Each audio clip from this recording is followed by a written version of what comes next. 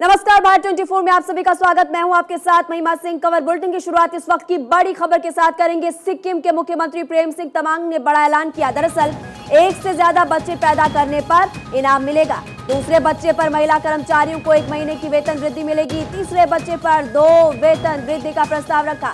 ज्यादा बच्चे पैदा करने के लिए सरकार प्रोत्साहित कर रही है और महिलाओं को 365 दिन का मातृत्व अवकाश भी मिलेगा। और सुनिए, पुरुष कर्मचारियों को 30 दिन का पितृत्व अवकाश मिलेगा। तो देखिए, लगातार एक तरफ जहां जनसंख्या को नियंत्रण के लिए बयान सामने आते, वहीं पर एक बयान अब सामने आ चुका है यहाँ। और ये भी बता दें कि ये बयान और किसी का नहीं बल्कि सिक्किम के मुख्यमंत्री का बड़ा ऐलान है।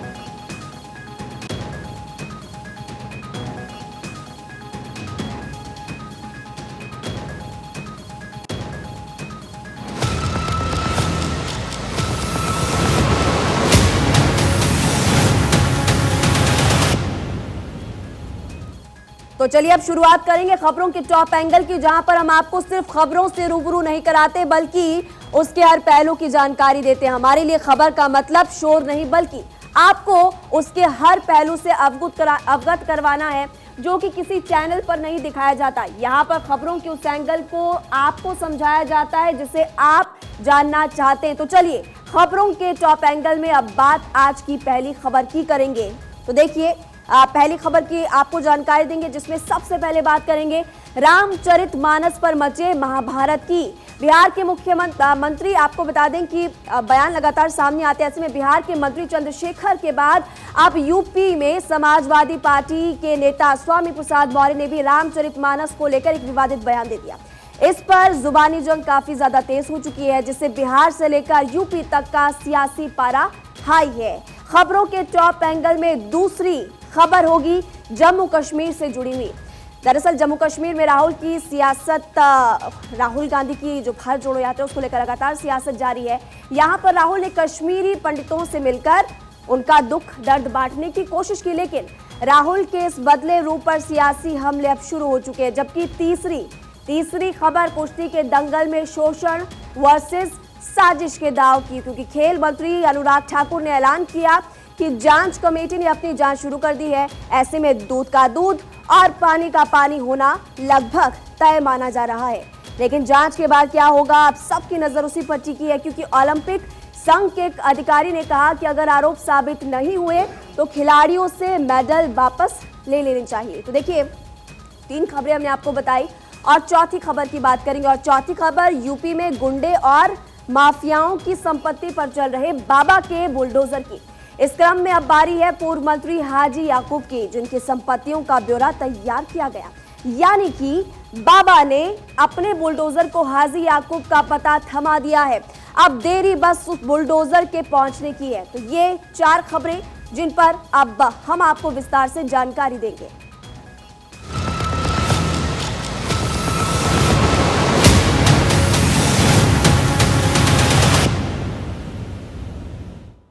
तो देखिए, बिहार के शिक्षा मंत्री चंद्रशेखर की ओर से रामचरितमानस पर विवादित बयान का बवाल अभी थमा भी नहीं था कि समाजवादी पार्टी के नेता स्वामी प्रसाद मौर्य ने रामचरितमानस पर विवादित बयान देकर फिर उसी मामले को तनावपूर्ण बना दिया। यानी कि मौर्य के बयान का जहां देश भर में विरोध हो रहा है, वहीं पर अब इस पर सियासत भी तेज हो चुकी है। लेकिन अखिलेश यादव की चुप्पी टूटने का अब सबको इंतजार है। रामचरितमानस का अपमान क्यों हो रहा बार बार? जाति को धार, बीजेपी के खिलाफ हथियार। मौर्य का विवादित बयान, अखिलेश लेंगे संज्ञान। रामचरितमानस को लेकर बिहार के शिक्षा मंत्री के विवादित बयान का मामला शांत नहीं हुआ था कि अब समाजवादी पार्टी के नेता ने रामचरितमानस को लेकर विवादित बयान दे दिया। मौर्य के विवादित बयान के बाद उनकी गिरफ्तारी को लेकर लखनऊ में हिंदू महासभा के कार्यकर्ता प्रदर्शन करते हुए धरने पर बैठ गए। स्वामी प्रसाद मौर्य को गिरफ्तार करो। स्वामी प्रसाद मौर्य होश में आओ। बता दें कि स्वामी प्रसाद मौर्य ने रामचरितमानस को बकवास बताते हुए दलित विरोधी बता दिया। स्वामी प्रसाद मौर्य ने रामचरितमानस में शूद्रों के अपमान की बात कहते हुए कहा कि ऐसी पुस्तकों से इन दोनों चौपाइयों को हटाना चाहिए या फिर इन्हें प्रतिबंधित करना चाहिए। रामचरितमानस के कुछ अंश जिसमें जातियों को इंगित करते हुए, वर्ग विशेष को इंगित करते हुए, वर्ण विशेष को इंगित करते हुए कटाक्ष किया गया है, अपमानजनक टिप्पणियां की गई हैं। उन अपमानजनक टिप्पणियों को प्रतिबंधित किया जाना चाहिए, ये हमारी मांग है। स्वामी प्रसाद मौर्य के बयान की निंदा करते हुए बीजेपी सांसद गिरिराज सिंह ने कहा, ये देश का दुर्भाग्य है कि सनातन के धर्म गुरुओं को गाली देना फैशन हो गया है। मुस्लिम धर्म गुरुओं को कोई कुछ नहीं कहता क्योंकि वहां सर तन से जुदा हो जाएगा, लेकिन ये लोग सनातन को चुनौती देना चाहते हैं। मुस्लिम वोट बैंक की खातिर कोई नहीं बोलता, लेकिन हिंदुओं को बांटना चाहते हैं।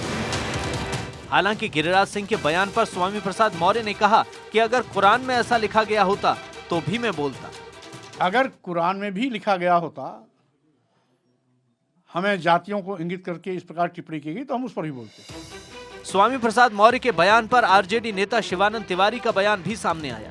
शिवानंद के मुताबिक हिंदू धर्म में कोई एक ग्रंथ नहीं है जिससे ये बताया जाए कि इसी के हिसाब से चलेगा, और ना ही हिंदू धर्म में किसी भी तरह की कोई कट्टरता है, इसलिए सभी को बयान देने का अधिकार है। असल में इन लोगों के साथ दिक्कत क्या है कि हिंदू धर्म क्या है, माने बाकी धर्मों से ये अलग किस प्रकार है, इसका भी ज्ञान और समझ नहीं है। इस्लाम में कुरान ही सब एकमात्र ग्रंथ है और मोहम्मद पैगंबर ही एकमात्र पैगंबर हैं जो अल्लाह की तरफ से माने धरती पर उनका संदेश लेकर आए हैं। उसी तरह से ईसाइयों के यहाँ बाइबिल है और चर्च है।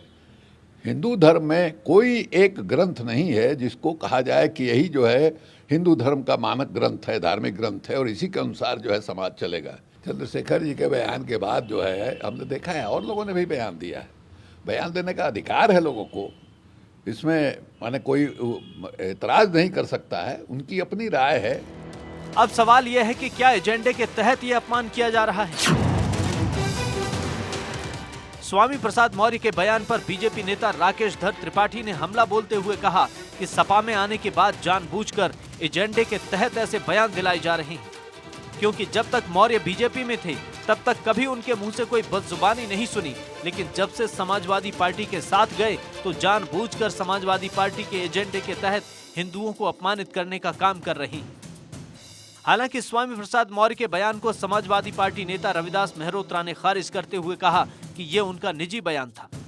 स्वामी प्रसाद मौर्य ने रामचरितमानस के संबंध में जो बयान दिया है ये उनका निजी बयान है, ये पार्टी का स्टैंड नहीं है। राजनेताओं को महंगाई, बेरोजगारी, भ्रष्टाचार, विकास और जो जनता के मुद्दे हैं इन पर बोलना चाहिए और धार्मिक पुस्तक के बारे में उनको बोलने से बचना चाहिए। बिहार में आरजेडी ने बाकायदा पोस्टर जारी कर शिक्षा मंत्री चंद्रशेखर का बचाव किया। तेजस्वी यादव ने अब तक कोई एक्शन नहीं लिया। वहीं अब यूपी में स्वामी प्रसाद मौर्य के बयान पर भले ही समाजवादी पार्टी ने किनारा कर लिया, लेकिन स्वामी प्रसाद मौर्य के बयान पर अखिलेश यादव चुप्पी साधे बैठे हैं। ऐसे में सवाल उठता है कि क्या उत्तर प्रदेश में समाजवादी पार्टी के भीतर स्वामी प्रसाद मौर्य के रामचरितमानस पर दिए गए बयान को लेकर कुछ चल रहा है? क्या समाजवादी पार्टी इस बयान को दलितों और पिछड़ों को एकजुट करने के तौर पर देख रही है? Bureau report, Bharat 24।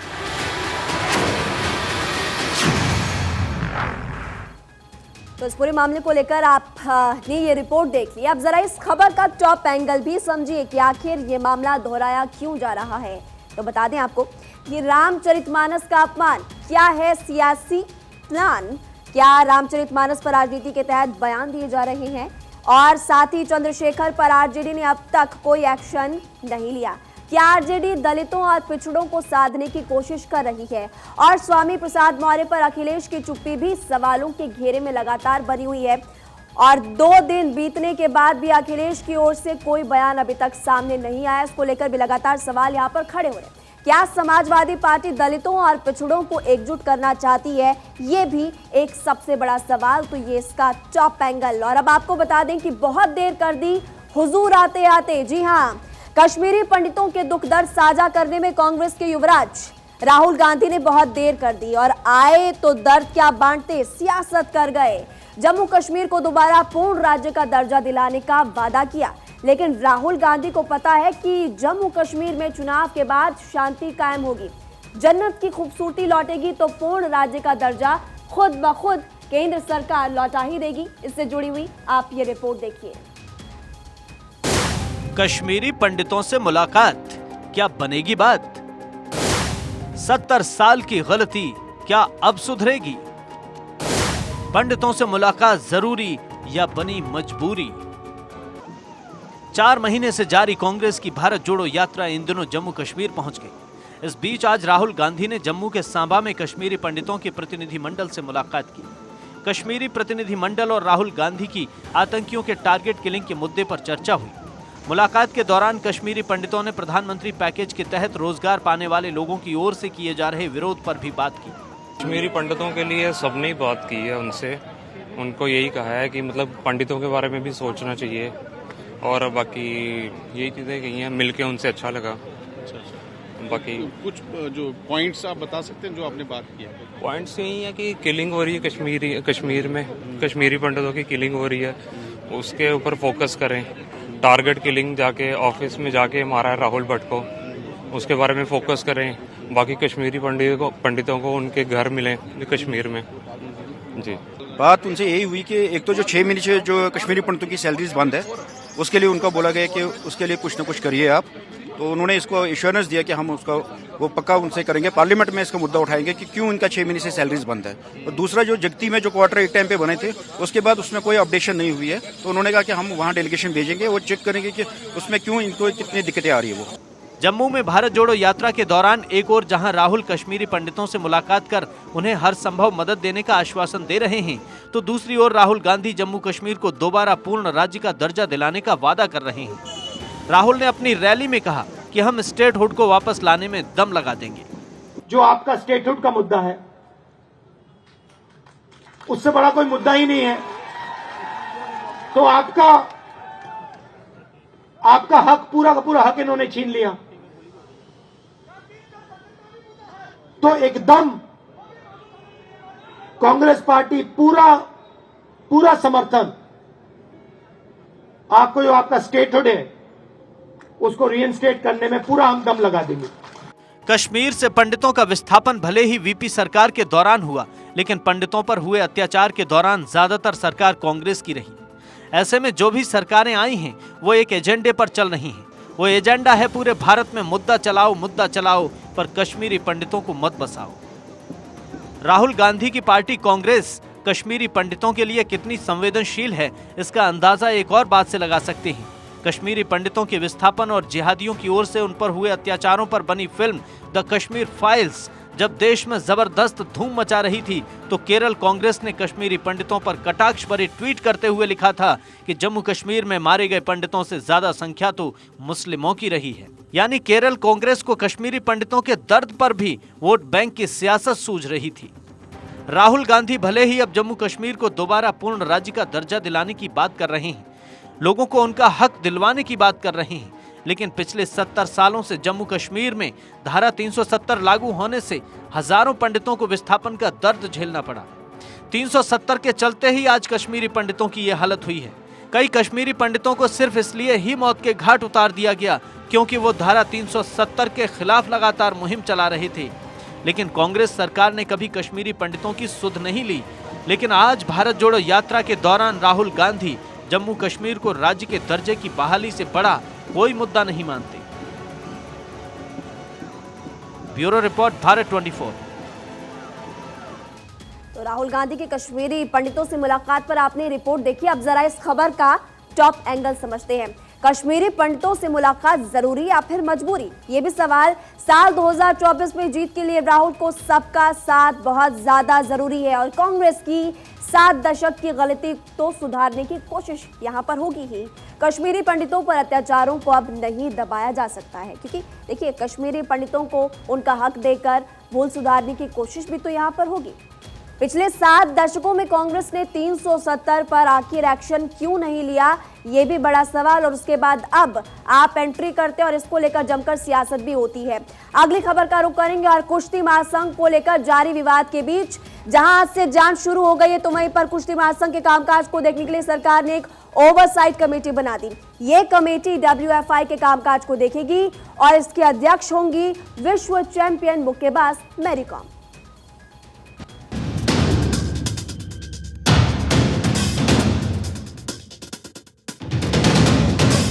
खेल मंत्रालय ने भारतीय कुश्ती संघ और उसके अध्यक्ष ब्रजभूषण शरण सिंह के खिलाफ पहलवानों के धरने के बाद एक ओवरसाइट समिति का गठन किया है। यह समिति कुश्ती महासंघ के कामकाज को देखेगी। कुश्ती संघ मामले में जांच शुरू हो चुकी है। 5 सदस्यीय जांच कमेटी में वर्ल्ड चैंपियन मैरी कॉम के अलावा योगेश्वर दत्त, पूर्व कैप्टन राय गोपाल और राधा श्रीमन होंगी। इसका ऐलान केंद्रीय खेल मंत्री अनुराग ठाकुर ने किया। आज मैं यहाँ आपको बताना चाहता हूँ कि ओवरसाइट कमेटी मैरी कॉम जो हमारी वर्ल्ड चैंपियन है, उनकी अध्यक्षता में हम बना रहे हैं। इनके साथ योगेश्वर दत्त जो हमारे ओलंपियन और मेडलिस्ट रहे हैं, वो उनके साथ कमेटी में होंगे।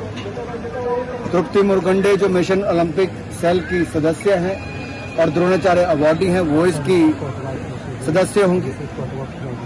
पूर्व CEO टॉप्स कैप्टन राजगोपाल जी वो इसके सदस्य होंगे।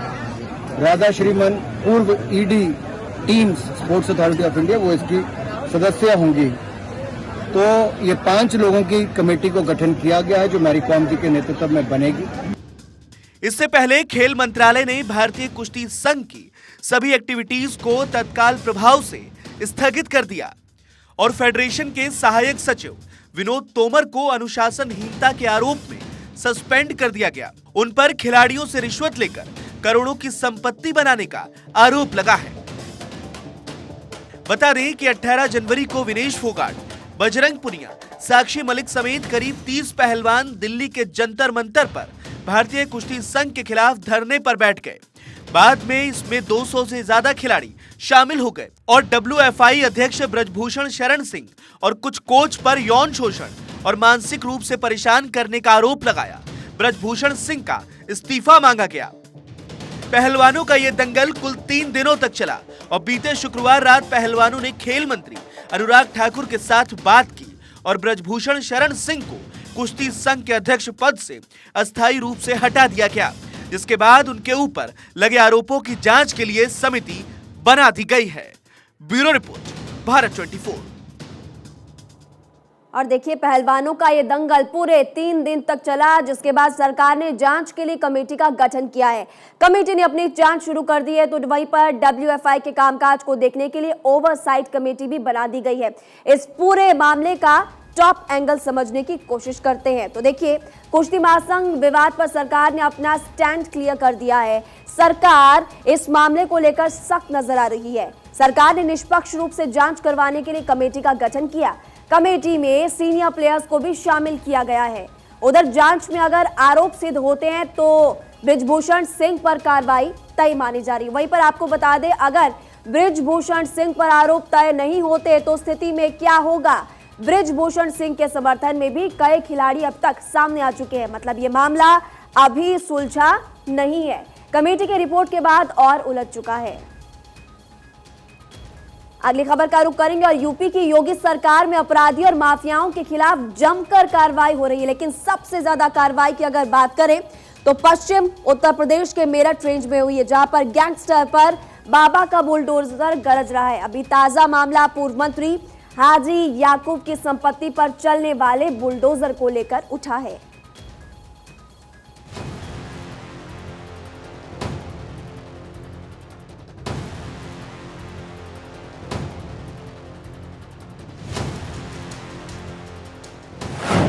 हाजी याकूब की संपत्ति पर बाबा का बुलडोजर। हाजी याकूब की संपत्ति का पूरा ब्यौरा तैयार। मेरठ में गैंगस्टर और अवैध मीट फैक्ट्री संचालन के मामले में जेल में बंद हाजी याकूब की संपत्ति पर जल्द ही बुलडोजर चलेगा।